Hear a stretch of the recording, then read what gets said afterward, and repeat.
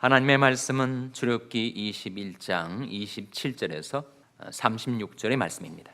사람이 그 남종의 한 눈이나 여종의 한 눈을 쳐서 상하게 하면 그 눈 대신에 그를 놓을 것이며, 그 남종의 한 이나 여종의 한 이를 쳐서 빠뜨리면 이 대신에 그를 놓을지니라. 소가 남자나 여자를 받아서 죽이면 그 소는 반드시 돌에 맞아 죽을 것이요 그 고기는 먹지 말 것이며, 임자는 형벌을 면하려니와 소는 본래 받는 버릇이 있고 그 임자는 그로 인하여 경고를 받았을 때 단속하지 아니하므로 남녀 안에 받아 죽이면 그 소는 돌로 쳐 죽일 것이고 그 임자도 죽일 것이며, 만일 그에게 속죄금을 명하면 무릇 그 명한 것을 생명의 속으로 낼 것이요 아들을 받든지 딸을 받든지 이 율례대로 그 임자에게 행할 것이며, 소가 만일 남종이나 여종을 받으면 소 임자가 은 30세겔을 그 상전에게 줄 것이요 소는 돌에 맞아 죽을지니라. 사람이 구덩이를 열어두거나 구덩이를 파고 덮지 아니하므로 소나 나귀가 거지 빠지면 그 구덩이 주인이 잘 조처하여 짐승의 임자에게 돈을 줄 것이요 죽은 것은 그의 차지가 될지니라. 이 사람의 소가 저 사람의 소를 받아 죽이면 산 소를 팔아 그 값을 반분하고 죽은 것도 반분하려니와. 다 읽으시겠습니다. 그 소가 본래 받는 버릇이 있는 줄을 알고도 그 임자가 단속하지 아니하였으면 그는 소로 소를 갚을 것이요 죽은 것은 그의 차지가 될지니라. 아멘. 할렐루야. 서로에게 평강의 복을 기원하는 마음으로 샬롬 인사 나누시기 바랍니다. 샬롬. 샬롬. 오늘도 토요 새벽 기도에 잘 나오셨습니다. 벌써 2018년도 새 정월이 지나고 2월의 첫 토요일을 맞이하게 되었습니다. 우리 친교 부원들이 정성스럽게 쌀쌀한 날씨에 따뜻한 국밥을 준비해 놓았으니 새벽 기도가 끝난 다음에 친교실로 오셔서 친교를 나누시고 돌아가시기를 바랍니다. 내일이 주일입니다. 내일을 준비하는 오늘 하루가 되시기를 바랍니다. 우리가 출애굽기 말씀을 통해서 율법을 배우고 있습니다. 구약 성경에 나타난 모든 율법이 몇 가지일까요? 몇 가지쯤 되겠습니까? 구약 성경에 나온 율법을 모두 합하면 전부 613가지라고 하죠. 600개가 넘으니까 굉장히 많은 거 아닙니까? 그 많은 율법, 그 많은 계명들을 집약을 하면 뭐가 되는가? 그 모든 수백 가지 율법들을 집약하면 바로 10계명이 되는 거죠. 10계명. 10개의 계명 속에 하나님을 섬기는 도와 사람과 더불어 살아가는 모든 길을 다 축약해 놓아주셨습니다. 그런데 10계명, 말 그대로 10가지 계명인데 그 10계명을 단 한 가지 계명으로 또다시 집약을 하면 그것이 무슨 계명이 된다는 것입니까? 바로 사랑의 계명이 되는 것이다. 10계명은 무엇인가? 하나님을 사랑하고 이웃을 사랑하라 하는 한 계명으로 집약이 됩니다. 예수님께 누군가가 다가와서 율법의 가장 큰 계명이 무엇입니까? The Great Commandment를 물었을 때 내 마음을 다하고 목숨을 다하고 뜻을 다하고 힘을 다하여 주 너희 하나님을 사랑하라 하신 것이요, 둘째는 이와 같이니 내 이웃을 내 몸같이 사랑하라 하신 것이라. 이보다 더 큰 계명이 없느니라. 예수님 말씀하여 주신 대로 10계명에 1계명부터 4계명까지 대신 계명은 하나님 사랑에 대한 계명이요, 5계명부터 10계명까지 대인 계명은 이웃 사랑에 대한 계명이니 율법의 모든 계명들은 바로 사랑의 계명으로 집약이 됩니다. 사랑은 이웃에게 악을 행치 아니하나니 그러므로 사랑은 율법의 무엇이니라 라고 했습니까? 율법의 완성이니라. 율법의 완성. 사랑은 율법의 완성. 내가 하나님을 사랑하고 이웃을 사랑하며 살아간다면 나는 나도 모르게 그 모든 율법을 다 지켜 살고 있는 것이 된다 하는 거예요. 예수님 좀 더 구체적으로 우리에게 율법의 핵심, 율법의 정신, 율법에 흐르는 그 스피릿 세 가지를 우리에게 가르쳐 주신 바가 있습니다. 그 율법주의자들인 바리새인들과 서기관들을 향하여 너희가 박하와 회향과 근체의 11조를 들이되 율법에 더 중한 바 이 세 가지를 버렸도다. 그러나 이것도 행하고 저것도 버리지 말아야 할지니라 말씀하신 율법에 더 중한 바 세 가지 뭐라고요? 의와 인과 신입니다. 의는 공의죠. 모든 것을 공의롭게 공정하게 행하는 것. 인은 뭡니까? 인은 바로 인자와 자비. 사람들을 대할 때 늘 인자하게, 자비롭게. 사실 우리가 다른 사람에게 그렇게 대우받기를 원하는 거 아니에요? 남에게 대접을 받고자 하는데도 너희도 남을 대접하라. 그러니까 우리가 공의를 행하기에 힘쓰되 특별히 다른 사람들과의 관계에서는 인자와 자비를 잊지 말라. 그리고 신은 무엇입니까? 신은 바로 믿음, 하나님께 대한 신뢰, 사람들과의 관계에서의 신의를 가리키는데 그것이 바로 율법의 정신이다. 율법의 핵심이다. 그 율법의 많은 그 조문과 레터, 의문 속에 관통하고 있는 율법의 스피릿이 무엇인가? 그것은 바로 의와 인과 신이다. 그렇게 예수님께서 우리에게 가르쳐 주셨습니다. 그것을 우리가 살아가고 있는 삶의 구체적인 정황 속에 어떻게 적용할 수 있을까? 그것이 율법의 그 많은 케이스 로들입니다. 구체적인 사례들, 구체적인 경우들에 어떻게 행하는 것이 하나님의 법에 맞게 살아가는 것인가, 그걸 보여주기 위해서 율법을 주셨는데, 율법이 주어질 때의 그때의 상황하고 우리가 살아가고 있는 지금의 상황은 너무나도 판이하죠. 그때는 농경사회, 농사짓고 소, 가축 기르고 거기서 일어나는 사건들하고 소위 지금 IT 시대라고 하는 21세기를 살아가는 우리의 삶의 정화하고는 너무 다르단 말이죠. 이 소가 사람을 받는 얘기가 나오는데 뭐 우리가 소를 기르는 것도 아니고 소가 사람을 받아가지고 사람이 부상을 당하거나 죽게 되는 일이 생기지도 않고 전혀 그런 일이 생기지 않지 않습니까? 지금 시골에 가면 농촌에서 그런 일이 혹시 생길지 모르지만 적어도 미국에 살고 있는 우리들은 너무 생경한 그런 케이스란 말이죠. 그러나 좀 더 생각을 해보면 그 실제적인 상황은 다를지 몰라도 거기에 들어있는 원리, 그 원리는 동일하다 하는 거예요. 그래서 하나님께서 우리로 하여금 하나님의 백성답게 살아가는 길이 무엇인가를 가르쳐 주시기 위해서 우리에게 주신 말씀 속에 여호와의 법도는 다 확실하니 영원무궁히 정하신 바요 진실과 공의로 행하신 바로다 하셨으니 우리가 그 말씀 속에 담겨진 원리를 잘 깨닫고 그래서 우리 삶 속에 실천하는 것이 우리 과제입니다. 그러니까 이런 경우를 한번 생각을 해보세요. 여기도 많이 애완견들을 기르는데 한국은 뭐 반려견이라고 해서 홀로 사는 사람들이 정말 자기 반려처럼 개들을 기른단 말이에요. 조그만 강아지도 기르지만 맹견들을 기릅니다. 그런데 그 맹견이 이 리쉬를 하질 않아가지고 밖에 나가가지고 사람을 물어 죽였단 말이에요. 그런 일이 발생했을 경우에 어떻게 하는 것이 공의롭고 인자한 처사인가 한번 생각을 해보세요.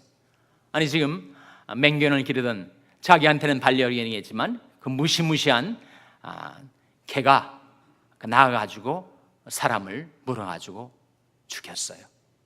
그러면 그 개를 어떻게 해야 되겠습니까? 그 개도 죽여야 되겠죠. 그 주인은 어떻게 되겠습니까? 그 주인은 말 못하는 짐승이 그렇게 사람을 물어 죽였으니, 불행한 사건이 생겼으니 그 개는 죽이래. 그 개 주인은 형벌을 면해 줘야 되겠죠. 근데 좀 다른 케이스가 있을 수 있다는 거예요. 그 개가 전력이 있는 개예요. 여러 번 사람을 물었고 사람을 부상을 당하게 하고 또 사람을 죽인 경우도 있었는데, 아니 그 개가 또 나가가지고 또 사람을 물어 죽인 사건이 발생했다. 그럼 어떻게 되겠습니까? 그 개 죽여야 되겠죠. 근데 그 개 주인은 어떻게 해야 되겠습니까? 그 개 주인은 어떻게 되겠어요? 그 개 주인도 죽이라. 상당히 엄청난 선고 아니겠습니까? 판결 아니겠어요? 아니 그 개 주인도 죽여야 된다니.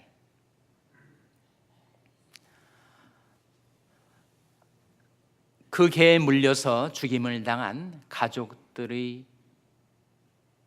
심정을 생각해 본다면 어떻게 자꾸 사람을 물어 뜯는 버릇이 있는 그 개를 단속하지 않아가지고 우리 가족 중에 이렇게 개 물려 죽은 일이 생겼단 말인가. 그래서 그 개 주인도 죽여 마땅하다, 그런 심정 가질 수가 있겠죠. 그런데 그 개는 죽이되 그 개 주인은 물론 단속하지 못한 잘못은 있었지만 그 개 주인에게는 형벌을 면할 길을 열어두라. 그것이 오늘 본 말씀에 나타난 일입니다. 28절 말씀 한번 같이 읽겠습니다. 28절 말씀 같이 읽겠습니다. 시작. 소가 남자나 여자를 받아서 죽이면 그 소는 반드시 돌에 맞아 죽을 것이요 그 고기는 먹지 말 것이며 임자는 형벌을 면하려니와. 농경사회에서 소로 농사를 짓는데 그 소가 남자나 여자를 받아가지고 뿔로 받았단 말이죠. 그래서 죽게 되었단 말이에요. 그럼 어떻게 되는가? 그 소는 반드시 돌에 맞아 죽을 것이고 고기도 먹지 말 것이고, 그리고 소 임자는 어떻게 한다고요? 그 소 임자는 형벌을 면하게 하라. 그런데 다른 케이스 29절에 보시면 소는 본래 받는 버릇이 있고 그 임자는 그로 인하여 경고를 받았을 때 단속하지 아니하므로 남녀간에 받아 죽이면 그 소는 돌로 쳐 죽일 것이고 임자는 어떻게 하라는 거예요? 임자도 죽일 것이다.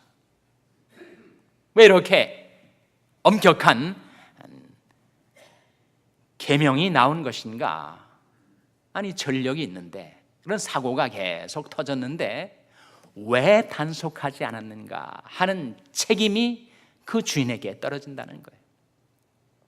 더군다나 그 자기의 잘못의 결과로 사람이 죽었으니 사람이 피를 흘린 자는 그도 죽어야 된다, 살인하지 말지니라 라고 하는 그 율법의 계명을 위반했으니 그가 죗값을 치러 죽어 마땅하다. 그것이 율법의 공의입니다. 율법의 공의는 무서운 거지. 그런데 율법은 공의만 있는 것이 아니라 인자도 있어서 그 다음 구절에 보시면 이런 말씀이 나오죠. 30절 말씀 한번 같이 읽겠습니다. 시작. 만일 그에게 속죄금을 명하면 무릇 그 명하는 것을 생명의 속으로 낼 것이요. 그 단속하지 못한 소주인이 죽어 마땅하지만 그러나 그에게 살 길을, 피할 길을 열어주고 있는 율법입니다. 그가 자기의 생명의 속죄금을 내고 그가 죽음의 형벌은 면하게 된다. 그러나 피해자에게 배상을 할 수 있도록. 그것이 바로 율법에 담겨져 있는 공의와 인애입니다. 공의와 인애. 그 수많은 사례들, 수많은 케이스를 통해서 내가 당한 이 경우에는 내가 어떻게 행하는 것이 맞는 일인가? 그것을 여러 케이스를 통해서, 여러 사례를 통해서 우리에게 가르쳐 주고자 하는 거예요. 그래서 율법을 배울 필요가 있습니다. 우리 그리스도인들은 율법과는 상관없다, 그렇지 않아요. 우리가 율법주의자가 돼서는 안 되지만 또 은혜주의자가 돼서 은혜 하면서 율법에 담겨진 공의와 인애를 망각하고 산다면 하나님께서 우리로 하여금 하나님의 백성답게 살 수 있는 큰 자원을 주셨는데 그것을 우리가 잃어버리게 되는 결과를 맞게 됩니다. 그래서 우리는 신약만을 공부하지 않고 구약과 신약, 공의, 바로 하나님이 우리에게 주신 최대의 은사인 성경책을 하나님의 말씀으로 배우고 묵상하며 살아가는 것이죠. 그래서 우리가 출애굽기 말씀에 또 많은 케이스로들을 대하게 될 것이지만 우리에게 중요한 것은 그 글자와 문자 속에 흐르고 있는 그 정신, 그 핵심, 그것은 바로 인애와 공의다. 인애와 공의. 그것이 우리가 이 세상에 살 동안에 하나님의 백성답게 살아가는 길입니다. 그런즉 너희는 하나님께로 돌아와서 인애와 공의를 지키며 항상 너희 하나님을 바라볼지니라. 너무 은혜로운, 너무 귀중한 말씀 아닙니까? 어디에 나온 말씀일까요? 호세아서 12장 6절 한번 찾아보시기 바랍니다. 호세아서 12장 6절 말씀을 찾아서, 사실 우리가 이렇게 살 수 있다면 우리는 율법의 모든 조문들을 다 기억하지 못해도 우리는 하나님의 백성답게 살아갈 수가 있을 것입니다. 호세아 12장 6절 말씀을 찾아서 한번 같이 읽겠습니다. 호세아서 12장 6절 말씀 우리 찾아서 한번 같이 읽겠어요. 구약성경 1267면입니다. 구약성경 1267면. 호세아서 12장 6절 말씀 우리 찾아서 한번 같이 읽겠습니다. 호세아서 12장 6절입니다. 시작. 그런즉 너희 하나님께로 돌아와서 인애와 공의를 지키며 항상 너희 하나님을 바라볼지니라. 그런즉 너희 하나님께로 돌아와서 무엇을 지키라고요? 인애와 공의를 지키라. 늘 사람들을 대해서 인애를 잊지 말고 늘 하나님 앞에서 공의를 행하려고 힘쓰고, 그래서 인애와 공의를 지키며 항상 너희 하나님을 어떻게 하라고요? 바라볼지니라. 그것이 우리가 살아갈 길입니다. 세상 속에 방황하다가도 또 하나님의 말씀이 도를 깨닫지 못한 채 헤매다가도, 그래서 시험을 받고 유혹을 받고 세상 속에서 죄짓고 살다가도 너희 하나님께로 돌아와서, 이제 하나님께로 회개하고 돌아와 하나님 앞에 나온 저희들, 이 예배 이 자리에 우리와 함께 계신 그 하나님, 그 하나님 앞에서 인애와 공의를 지키며 항상 너희 하나님을 바라볼지니라. 그렇게 살아갈 때 하나님께서 약속하신 언약대로 하나님의 말씀, 하나님의 계명을 지켜 사는 자에게 주신 약속, 순종하면 축복받는다. 하나님의 인애와 공의를 지켜 사는 여러분들에게 나 주께 왔사오니 복 주시옵소서. 하나님께서 풍성한 은혜와 복을 여러분에게 베풀어 주시기를 주님의 이름으로 축원합니다. 기도하시겠습니다. 오늘 말씀 기억하며 하나님, 저희들도 하나님께로 돌아와서 인애와 공의를 지키며 항상 하나님을 바라보게 하여 주시옵소서. 기도하시기 바랍니다. 우리 자녀들을 위해서 기도할 때 하나님, 저희 자녀들에게 말씀을 가르쳐주시고 깨닫게 하셔서 말씀이 백성으로, 말씀이 도를 행하는 자녀들 되게 해달라고 기도하시기 바랍니다. 병상에 연약한 지체들을 위해서 기도하실 때 하나님, 저희 연약한 지체들을 불쌍히 여기셔서 고쳐주시고 회복시켜 주시옵소서 위하여 기도해 주시기 바랍니다. 우리 샬롬교회를 위해서 기도할 때 하나님, 저희 샬롬교회가 하나님 앞으로 돌아와서 인애와 공의를 지키며 항상 하나님을 바라보는 교회가 되게 해달라고 기도해 주시기 바랍니다. 여러분이 생업을 위해서 기도하시고 시에라리온 김성림 선교사님을 위해서 기도해 주시기 바랍니다. 교육관 건립을 위해서 기도해 주시기 바랍니다. 하나님, 이 아침에 저희들을 성령으로 충만케 하여 주셔서 인애와 공의를 지키며 살게 해 주시옵소서. 이런 제목들로 우리 합심해서 기도하겠습니다.